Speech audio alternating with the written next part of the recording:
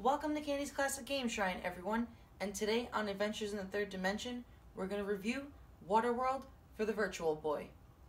I want to preface this review by saying I've never seen Waterworld the movie, but I heard it was a giant piece of shit, and I heard its video games didn't fare much better.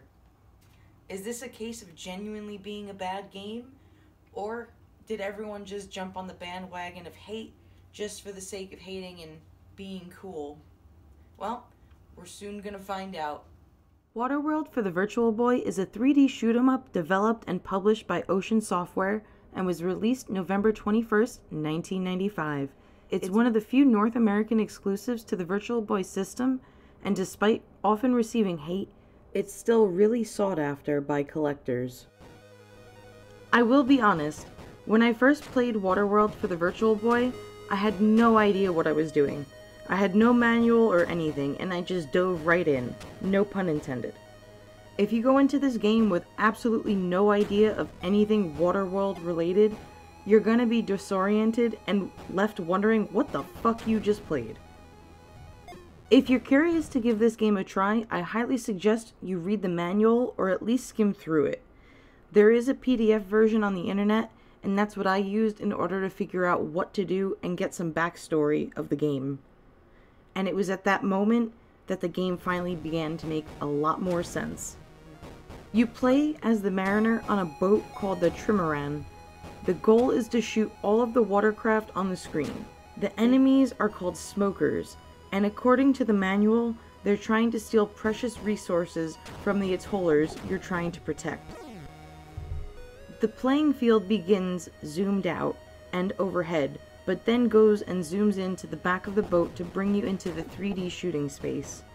You can immediately begin firing at the enemies using the L and R buttons and move the boat using either of the D-pads. After each round, if you save at least 10 atollers, you get an extra one to save in the next round. As the levels progress, the amount of smokers and the kind of watercraft they use changes. You also start to see sharks that appear and eat the atollers stranded in the water, so act fast. The game feels like a 3D version of Asteroids, because the boat controls very similar to the ship in that game.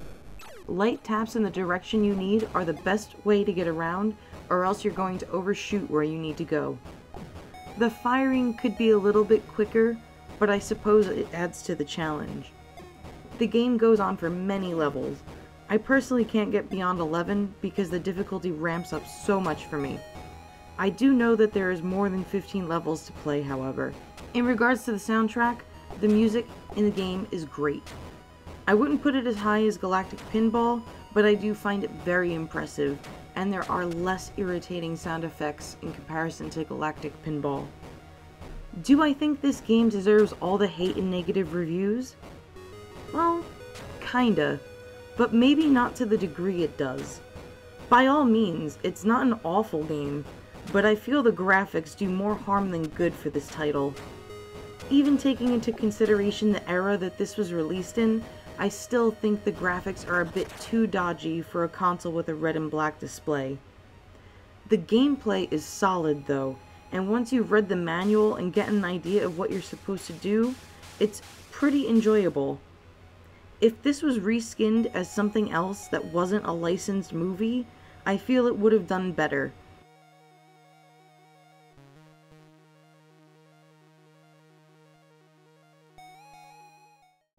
For those of you that don't know, Waterworld was the only commercially released Virtual Boy game with a multiplayer function, not including the Mario Tennis game that was released with the console, but then had the two-player function removed before it was released. It did not require a link cable. It does not require a link cable, but did require players to take turns on the same console after each round. In order to add players, press start and then press the A button to add the desired amount of players. Waterworld can support up to 9 players at a time. Well, that was my review of Waterworld for the Virtual Boy. Let me know what you guys thought of the video and the game in the comments below. And until next time, guys, take care.